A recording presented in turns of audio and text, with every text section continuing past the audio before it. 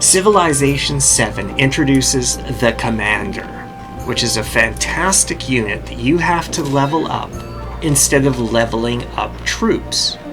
The Commander is a lot more than just a skill tree though, as it allows you to pull troops in and deploy troops as needed. To show you this, I will come to my Commander here, Legatus, and if I hit the button here that says Assemble Army, it will pull in all the troops that I have that have not taken a turn yet, that are within range of my Commander. As you can see, it's even pulled it right out of the city and pulled it into my Commander. So now I can choose to move with my Commander if I like, which I will do here. I will move the Commander on top of an altar that I'm building to protect it. Now I have the ability, as this Commander, to redeploy my troops if I like. Unfortunately, as you will see here, if I deploy my troops, they will have 0 movement and no ability to attack. That is early mechanics in the game. But you can still redeploy them. So I've got him here behind the trees, which really doesn't help me from melee very much, but if there was an archer over here, it would. But my next trick is going to be to spit out the warrior. The warrior will be there to make sure that this warrior does not have easy access to come and hit my troop. One of the cool features with the Army Commander is the ability to direct multiple attacks depending on what type of unit you have and focus it on a specific enemy. So in this case, I will be using the focus fire attack. This orders all units that are ranged to fire on a specific target. So I will click on it, and now I will attack. And I want you to watch right here. See, there's 1 XP, and he's dead. There you go. And there's the second XP that finally came up there, and now we get an extra promotion off of that. So both units fired. I know it didn't come up very well on the animation, but they both fired and killed that warrior for me.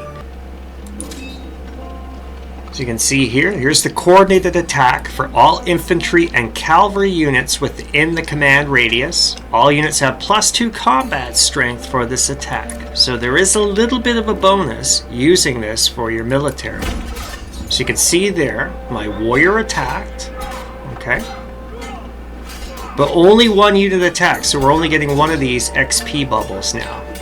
But what that allows, so you can do your melee attack, get the bonus, and then you can use your ranged to attack. Commanders are not just for combat. You can use them for strategic purposes. Right now we are allied to Xeres. Okay? But I kind of want to take over some of his land that he potentially is going to try and grab faster than me.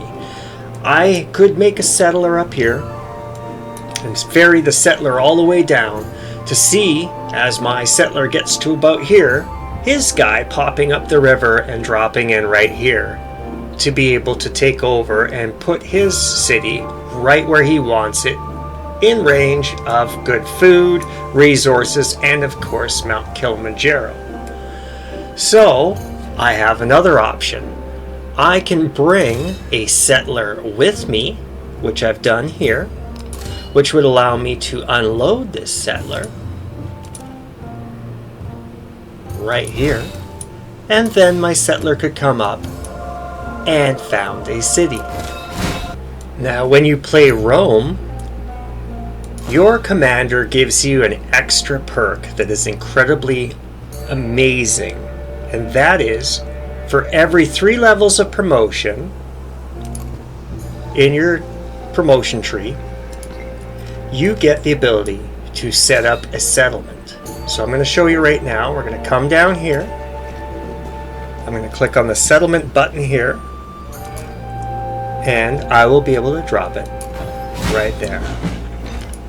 Isn't that wonderful? So if I didn't have a settler with me, I am now able to take over a strategic area that gives me access to a world wonder and potentially better resources and a navigatable river thanks to my commander in the Roman army called Legatus. Now that I have teased about the skill tree, let's take a dive into the skill tree.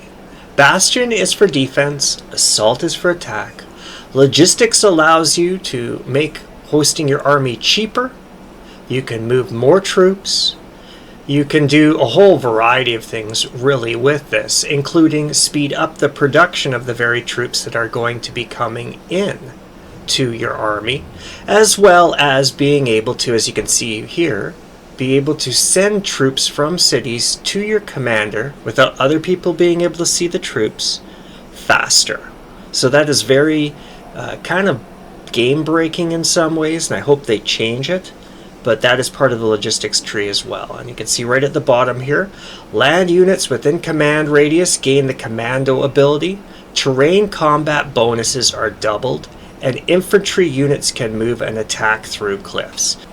Maneuvers not only help you move, they help protect you from flanking damage. Okay, so here's your plus to flanking damage for your attackers, and when you're defending, here's a -2 modifier to those attacking you.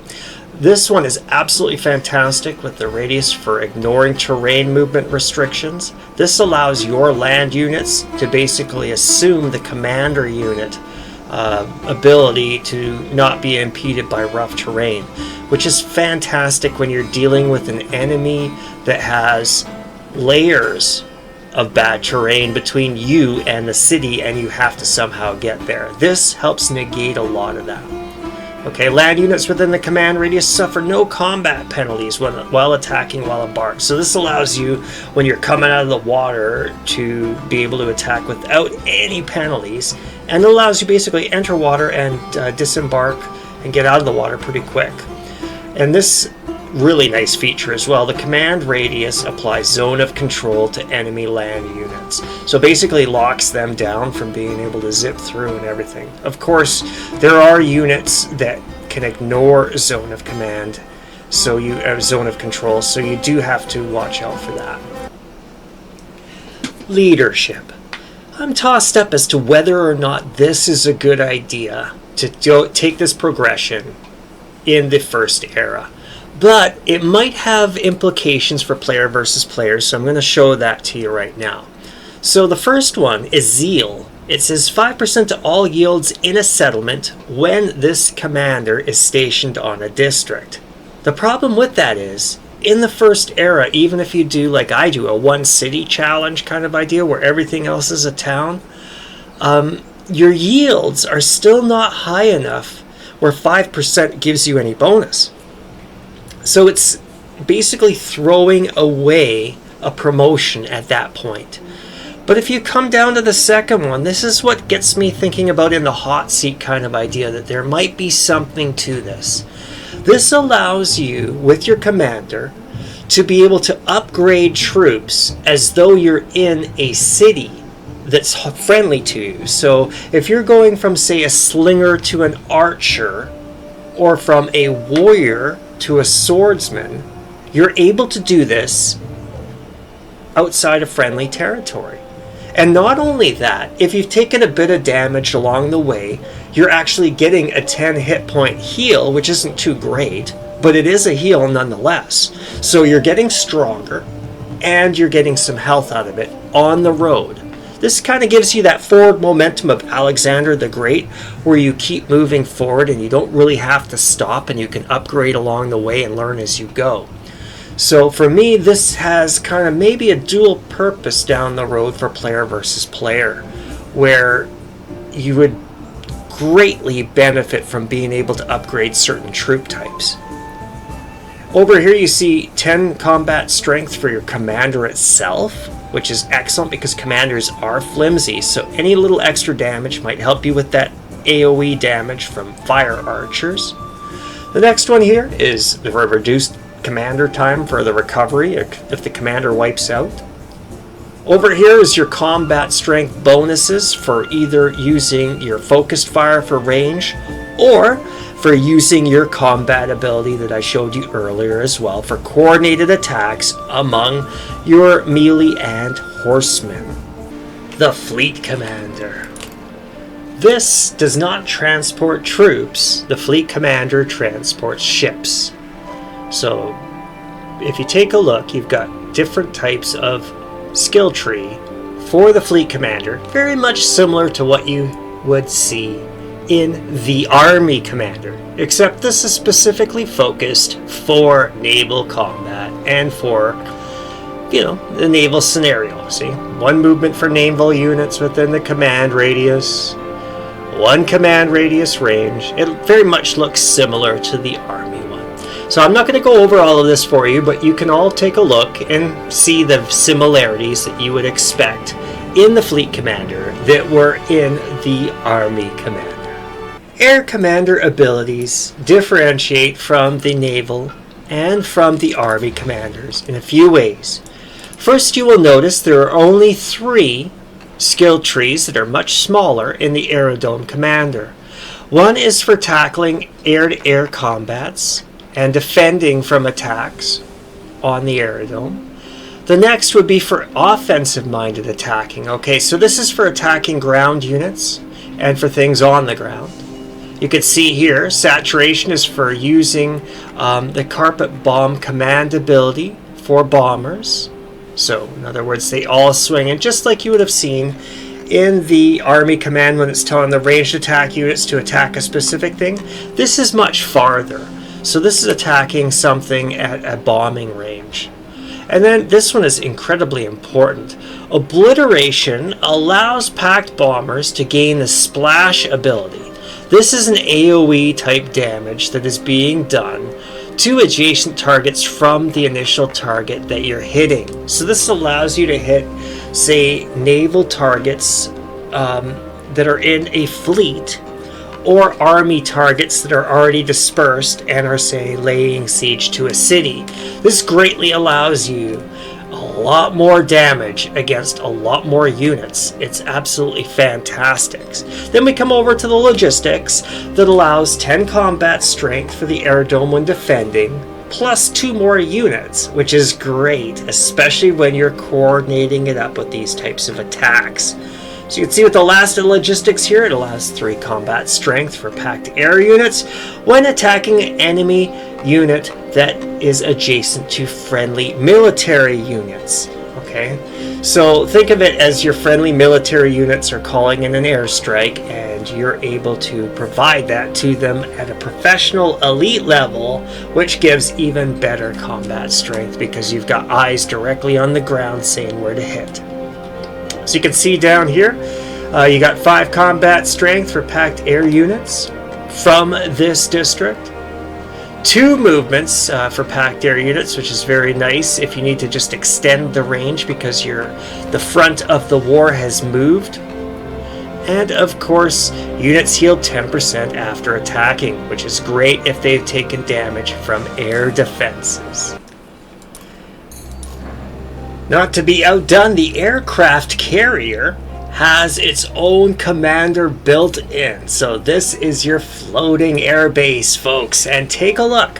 So you can see it's got 3 of the skill trees that the air base would have, but you have a bonus skill tree that is specifically set up for your aircraft carrier operations. So this gives you 2 extra unit slots plus 1 movement for packed air units, giving you extra range.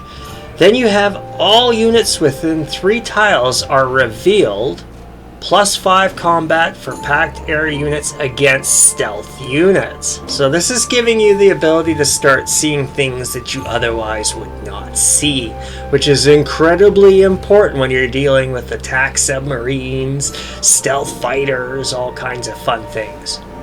Okay, torpedo bombers, 5 combat for packed ground attack air units and bombard against naval units. And then you've got your 10 healing for this commander in enemy and neutral territory, because you can bet people are going to try and take the aircraft carrier commander down.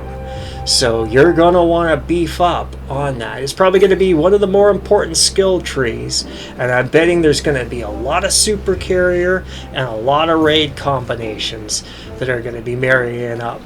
Especially when you start throwing in +2 movement for packed air units. If you've stuck with me this far through the video, I can't thank you enough. I hope I have helped you learn about commanders in Civilization VII and open the door to helping you create a civilization that stands the test of time. Take care, everybody, and don't forget to subscribe to my videos if you like them. Thank you all. Have a great one.